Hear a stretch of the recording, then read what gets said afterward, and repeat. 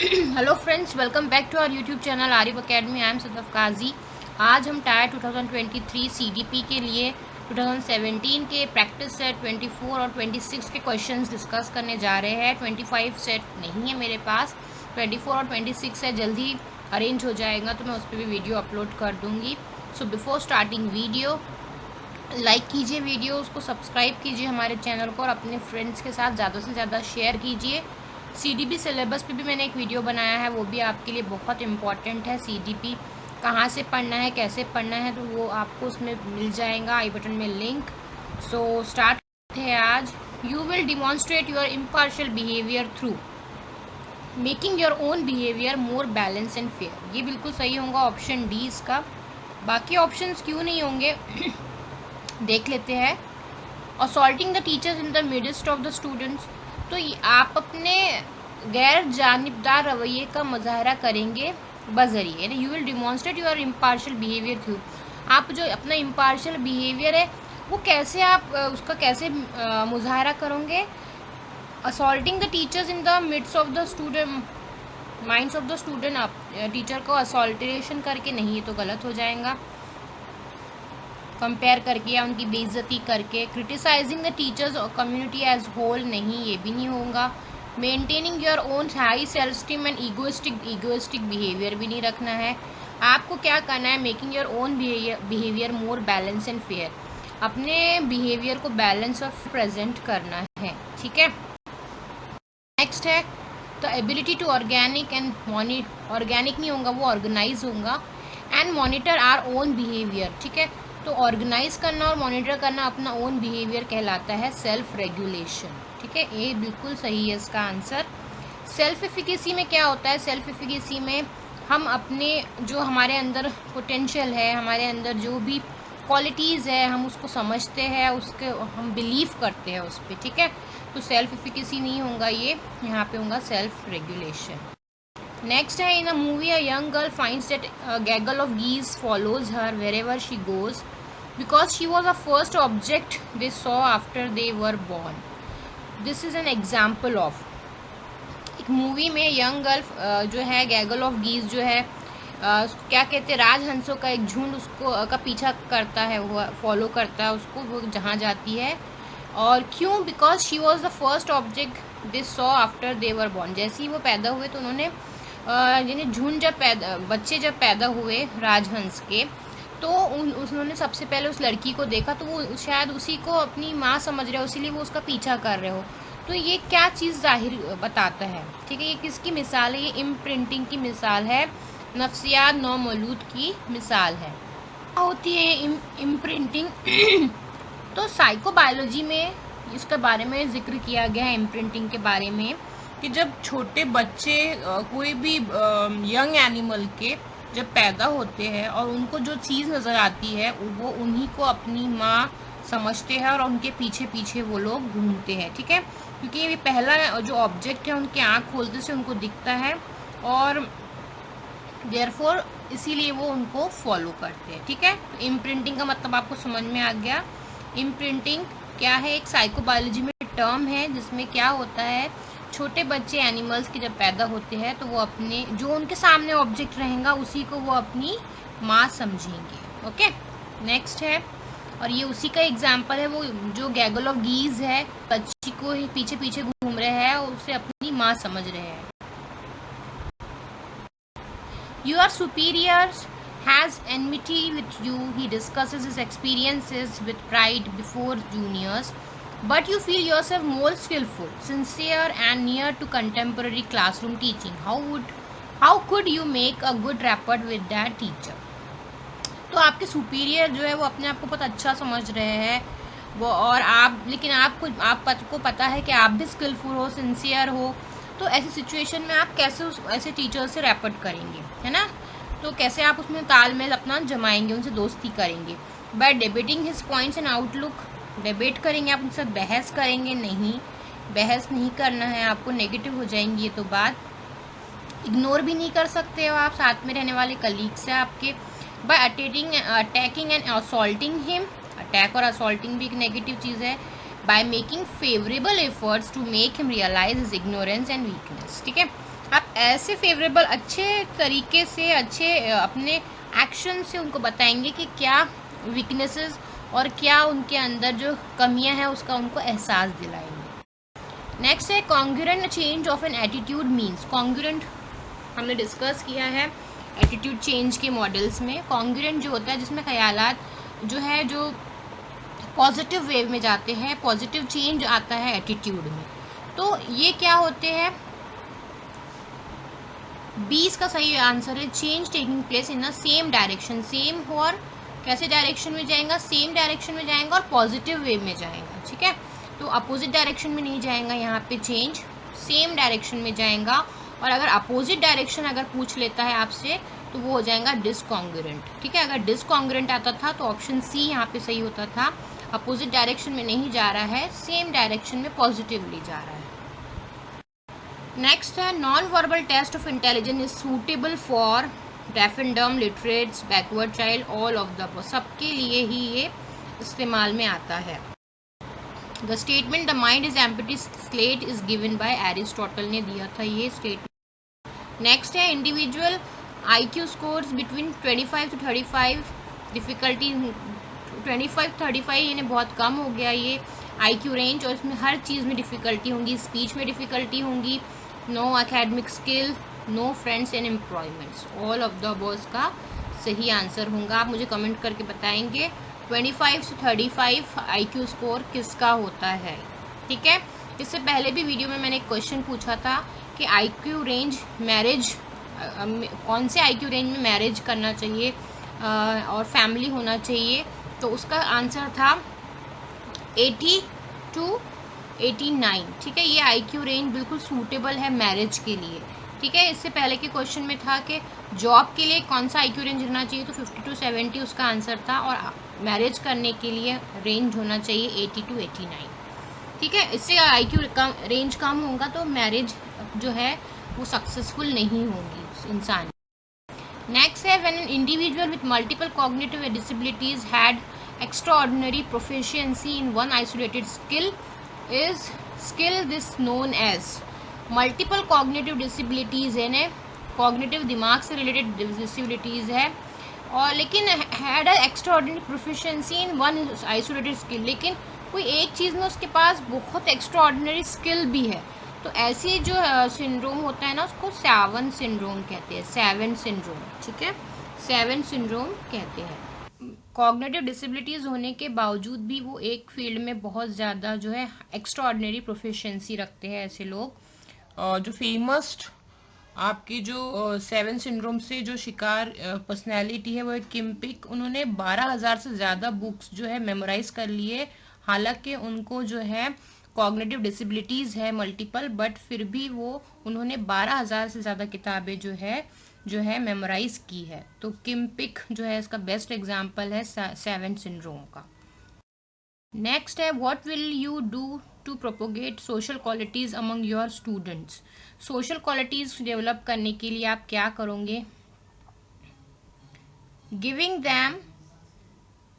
giving them freedom to learn through social interaction, also providing them with suitable example। ठीक है, तो आप उनको फ्रीडम दोगे सोशल इंटरेक्शन के लिए और उनके सामने बहुत सारे एग्जाम्पल भी सेट करोगे, यही सबसे पॉजिटिव है।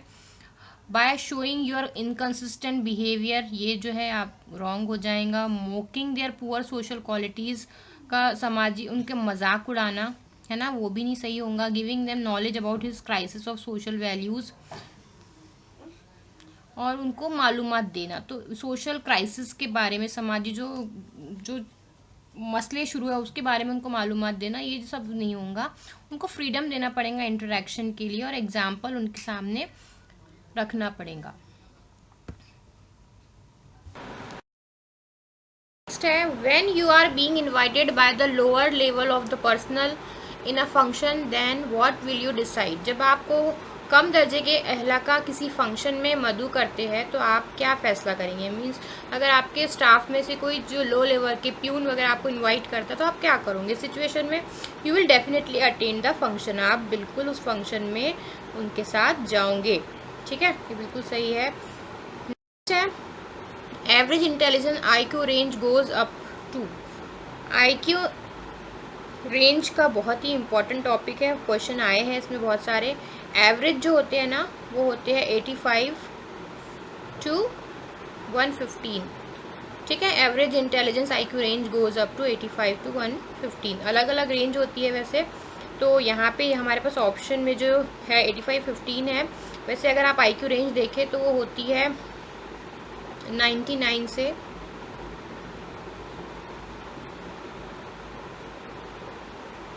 110, ठीक है।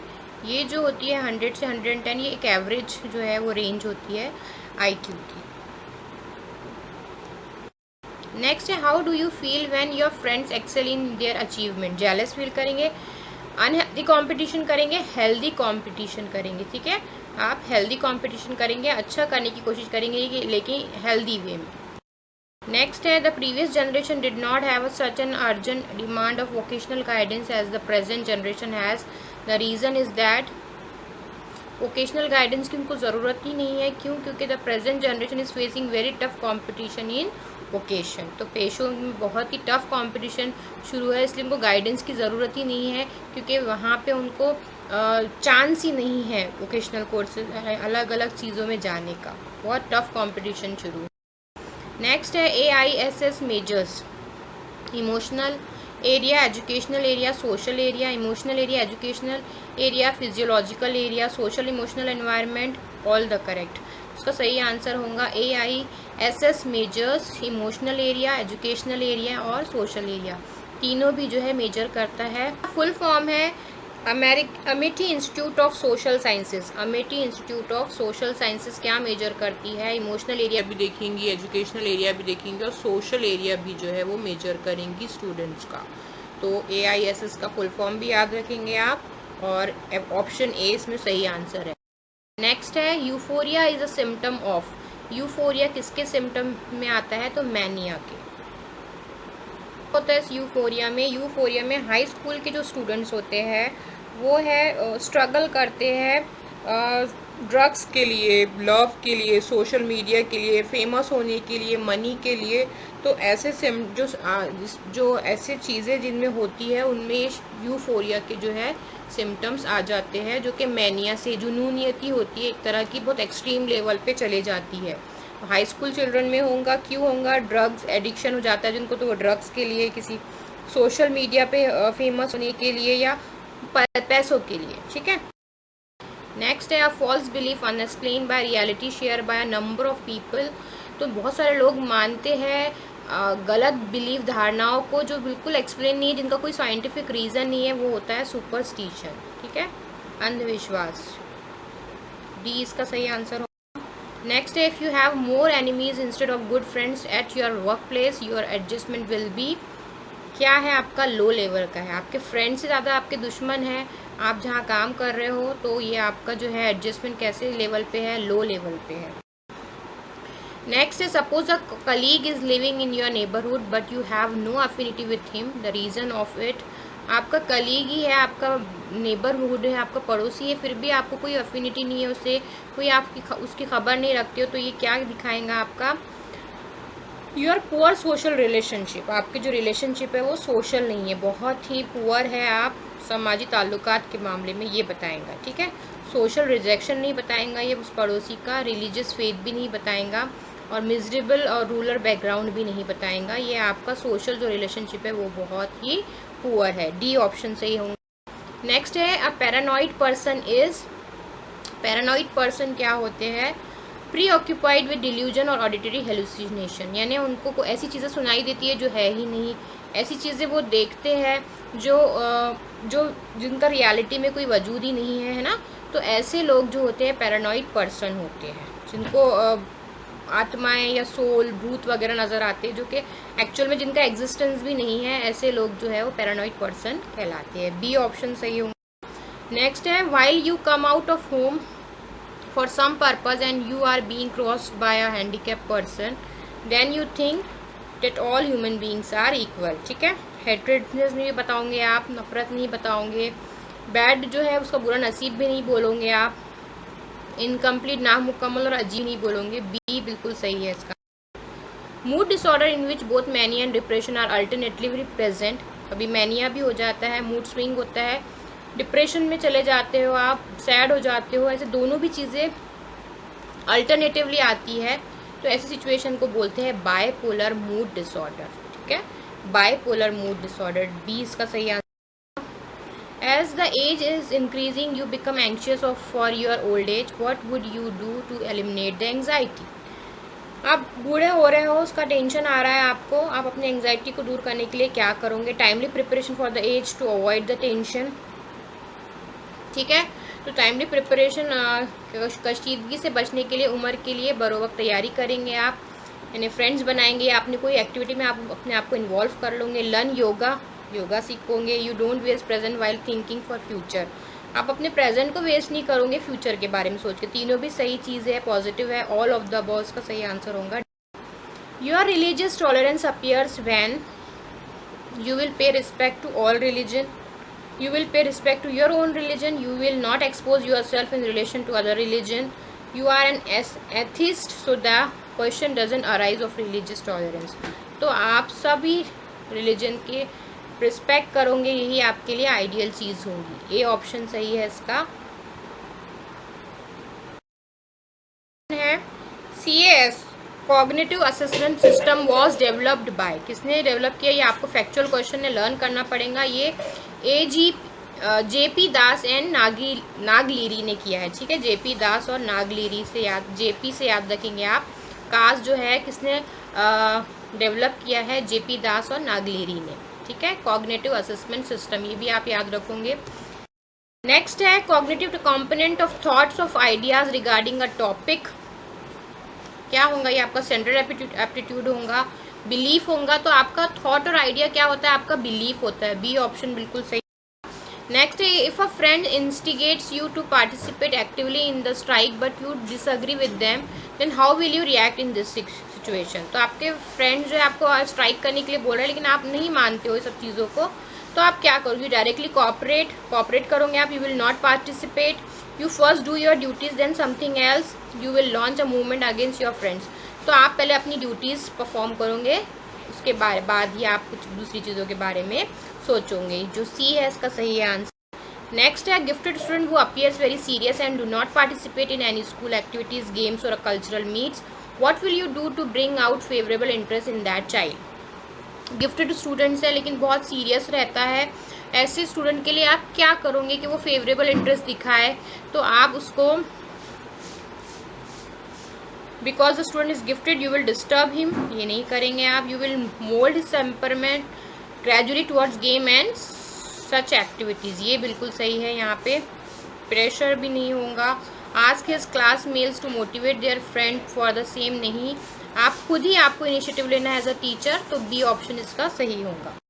नेक्स्ट है suppose your landlord becomes very ill, he gives you respect due to your profession as a teacher, what duties will you perform under this condition?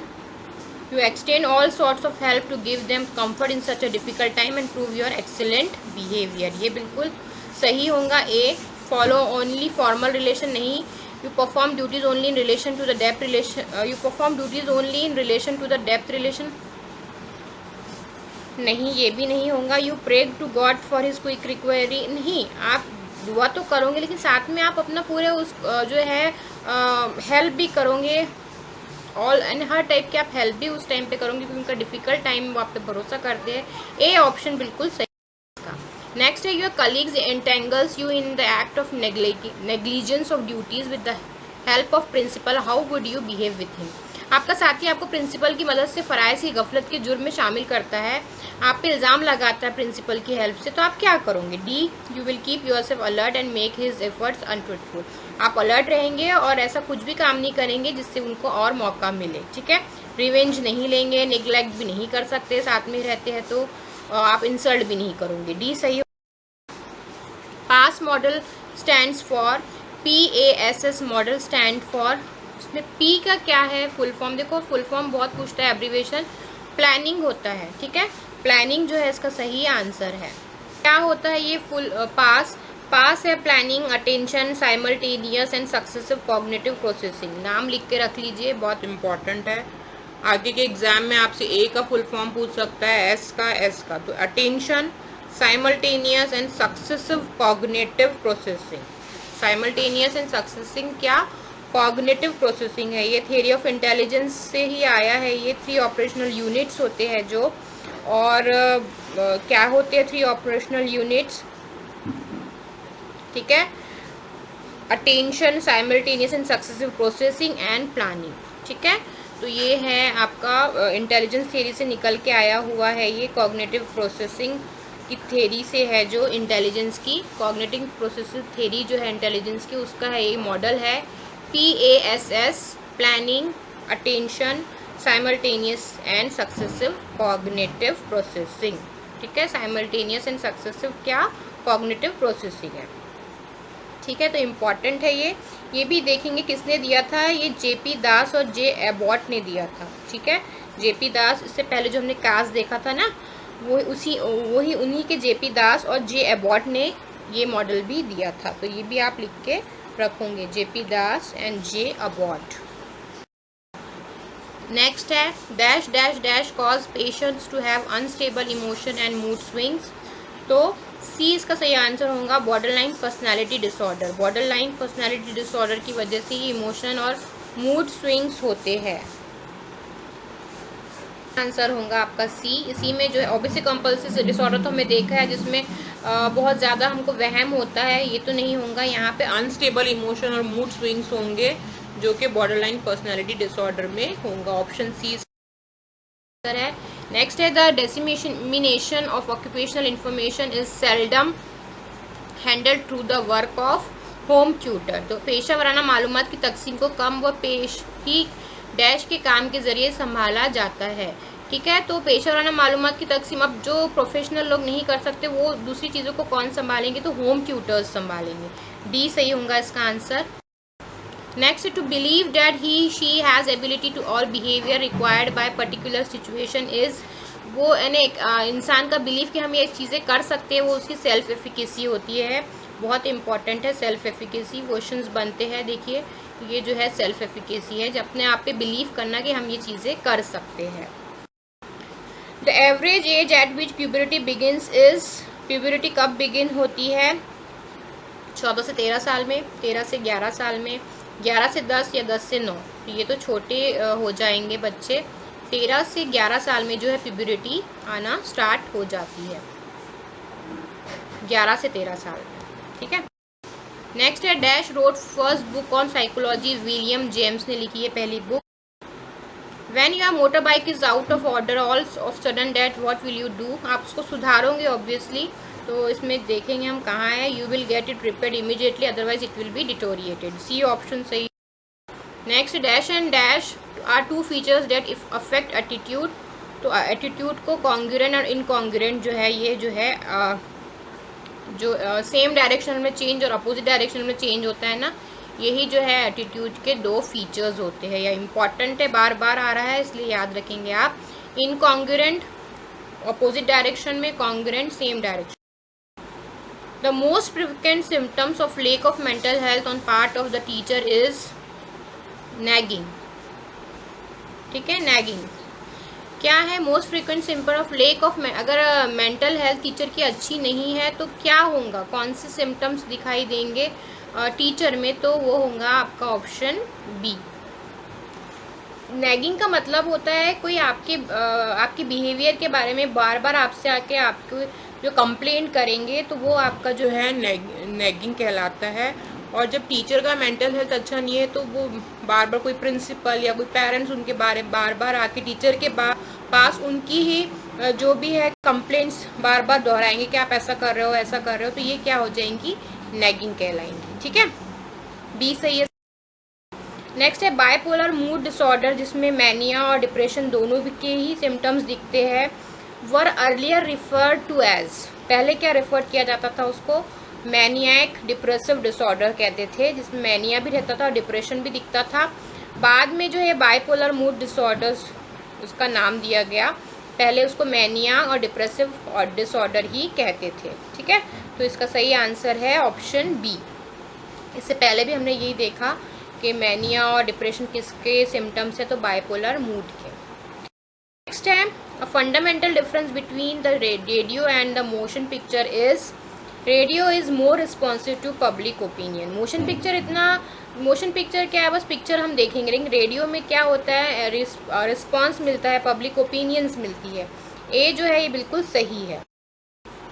The emphasis upon psychology in teacher education is best justified on the basis of science of human behaviour पे है ये question के emphasis upon psychology in teacher education, teacher की education होना चाहिए क्या बताती, to understand human behaviour.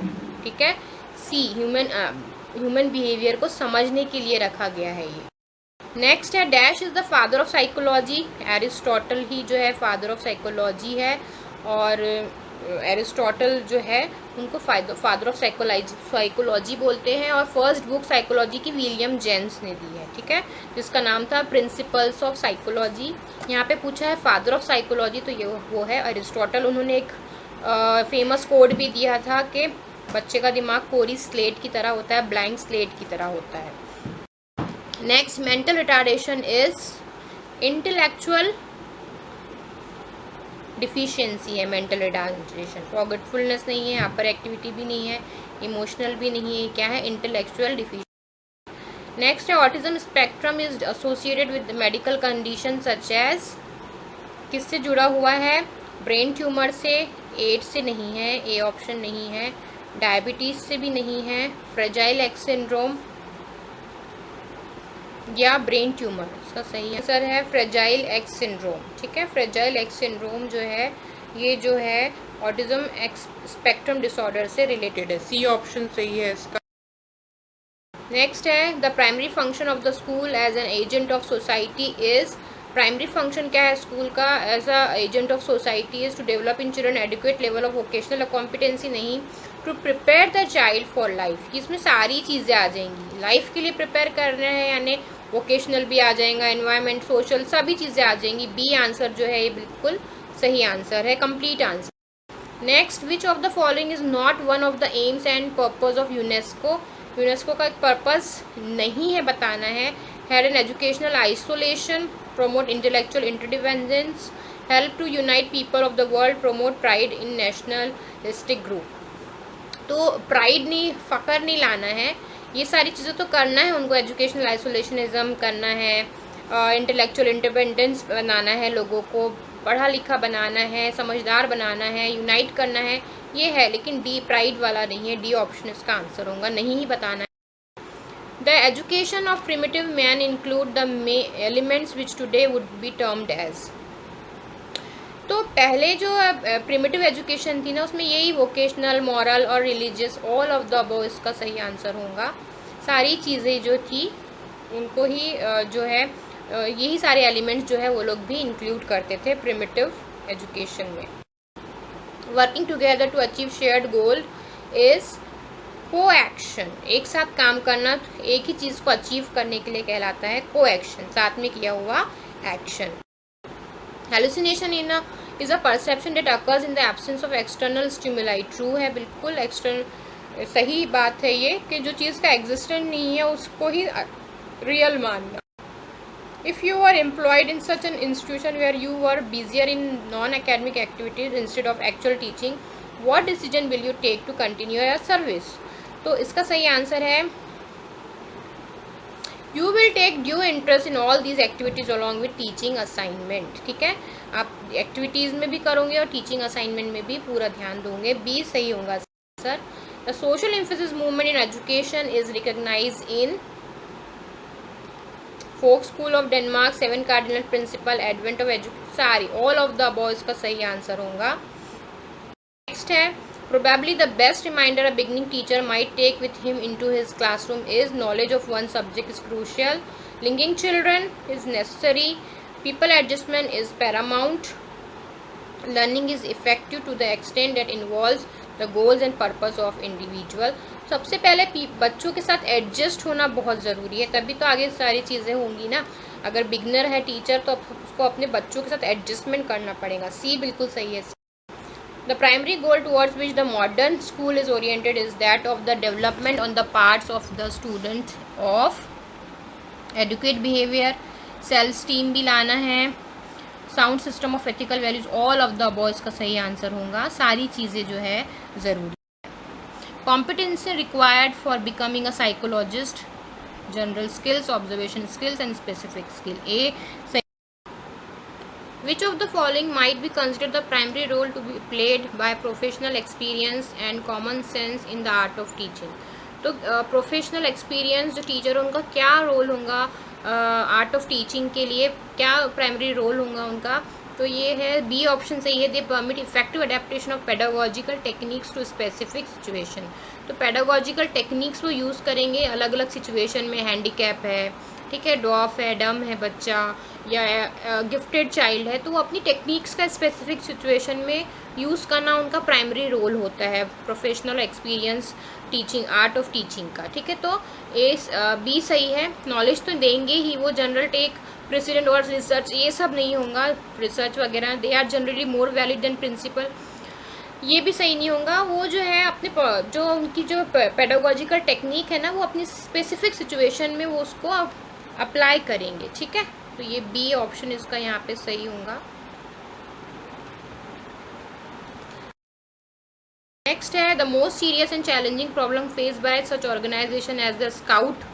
Scout में क्या होता है, sense of primary group values उनको सिखाई जाती है प्राइमरीली में। ठीक है, उनको जो इक़्तिदार के एहसास को फ़रोग दुनिया है ना, बुनियादी ग्रुप में जो कैसा ग्रुप में रहना चाहिए, कैसी ग्रुप में रहने की वैल्यूज़ है वो उनको सिखाई जाती है। ये जो है बिल्कुल सही है। इनफ बॉयज़ एंड गर्ल्स नहीं है, कोई सेंस नहीं है। फाइंडिंग सूटेबल प्रोजेक्ट्स ये भी नहीं है। Securing a sufficient number of qualified sponsors ये भी नहीं है। उनके अंदर प्राइमरी ग्रुप वैल्यूज़ डेवलप करना ही उनका जो है पहला उनका मोस्ट सीरियस चैलेंजिंग प्रॉब्लम होता है उनको। नेक्स्ट है which of the following is most suggestive of a desirable classroom learning atmosphere. तो डिजायरेबल कौन सा है क्लासरूम लर्निंग एटमोसफियर? तो exceptional well behave classroom group, almost complete absence of noise, disturbance. देखिए पढ़ाई होंगी, एक्टिविटी होंगी तो थोड़ा बहुत नॉइज तो होगा। ए ऑप्शन सही नहीं है यहाँ पे। Cohesive characterised by enthusiasm and respect for the dignity of individual, ये बिल्कुल सही है। एक साथ मिलके जोश में और एक दूसरे का रिस्पेक्ट करते हुए चीज़ों को सीखना ही जो है एक डिजायरेबल क्लासरूम लर्निंग एटमॉस्फेयर बताता है। सी जो है नहीं होगा, क्यों? क्योंकि alert teacher in complete charge of the classroom and of the learning activities occurring there. तो कंप्लीट चार्ज नहीं देना है, टीचर और पीपल के जो इंटरेक्शन से ही जो है क्लासरूम जो है वो डिजायरेबल क्लासरूम बनेगा। तो यहाँ पे जो पूरा कंप्लीट चार्ज टीचर नहीं लेंगी, हमको चाइल्ड सेंटर्ड बनाना है एजुकेशन को, उनकी नीड समझना है स्टूडेंट्स की। तो सी भी नहीं होगा, बी ऑप्शन यहाँ पे बिल्कुल सही है। डिस्कशन अच्छा लगा है क्वेश्चंस का तो लाइक कीजिए वीडियो को, सब्सक्राइब कीजिए चैनल को, शेयर कीजिए अपने फ्रेंड्स के साथ। Thanks for watching.